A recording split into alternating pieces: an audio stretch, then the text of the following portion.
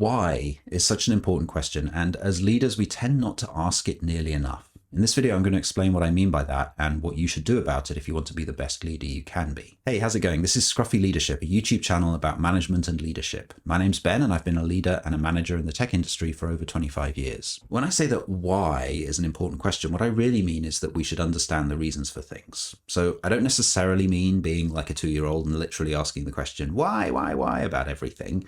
In some cases, it might be that the answer to the question why comes from reading or introspecting, but in many cases, it does literally come from asking the question out loud and listening to the answers you hear. And the reason I say it's such an important question is because of what happens if we don't ask it. You'll have seen this a million times, probably. A project that everyone is very excited about and in which everyone knows their role, but no one really knows why it exists. And there's a simple formula for avoiding this situation, which is why, what, how. So the idea here is that before you think about how you're going to approach solving a problem or building something, you ask what it is that you're aiming to achieve.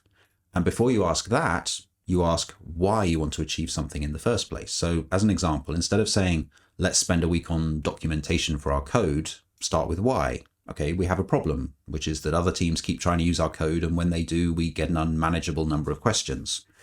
And then that naturally leads to a what. Okay, what should we do about it? We need to improve our documentation. And from there, you can answer the how. It's actually amazing how often this can be useful in all kinds of situations. If you're in a meeting and some plan is being discussed and you find yourself a little confused about what's really going on, ask yourself if the why question has been sufficiently addressed. And if not, ask it. It might seem weird if everyone's talking about how to suddenly jump in with why, and it'll probably annoy some people when you do it, but I guarantee it'll lead to more clarity and therefore very likely a better outcome. And one really important reason that you need to have the answer to why is so that everyone has a common understanding of the motivation. Going back to our code documentation example, let's imagine that we jumped straight to how. The whole team will take a week to update documentation. If that's all that's said, then everyone will have their own ideas of how to approach it. And you might get to the end of the week and realize that although you have lots more documentation, it hasn't really addressed the core issue. Or even worse, maybe there is no core issue, in which case maybe the correct answer was not to do anything at all. And this is another reason to ask why. Sometimes people propose projects because they're cool or for personal gain. Asking the question why can help to tell the difference between a real need and a spurious one. Now, I mentioned before that we don't ask why enough, and I think there's a couple of reasons for this. First of all, excitement.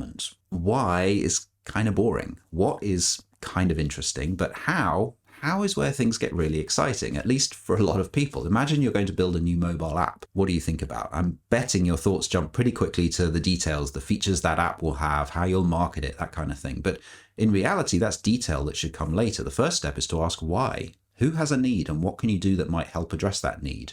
Okay, so that's one reason we avoid asking why, but there is another reason sometimes, which is that we're worried it might seem rude or untrusting. If someone suggests something like a new feature or a new product, your first question should be why, but you might be worried that it feels like you're saying you don't believe in the idea or that you don't trust the person who had the idea. In reality, by not asking why, you're doing that person a disservice because you're not helping them to think about and therefore clarify the motivation behind the idea. So when someone brings an idea to you, don't start by asking how, start by asking why. And it really doesn't have to seem like you don't trust them. You don't just stare them in the face and say, why should we do that? Instead, you make it a conversation. Oh, I love your energy. So explain to me what the need is that this new idea is meeting. And an important discipline is not to move on from why until you're really satisfied with it. If the response to why is a sort of throwaway, I think it'll be cool or useful or just obviously a good idea, you should persist with asking why. Cool is not a reason, and useful might be true, but you need to understand who it's going to be useful to and why they can't already achieve the same goal some other way. In other words, why is it useful? Why does that matter? And why does that mean that you are the ones that should provide that feature? And why not some other feature instead? Why? And one thing to watch out for when you ask why, whether someone else is answering it or you're answering your own question, check that you're not really answering what or even how. It's a surprisingly easy and common mistake to make. If we go back to our situation where someone is proposing a new product feature to you and you ask why, they maybe answer by saying, well, we really need a feature that lets people modify their personal details.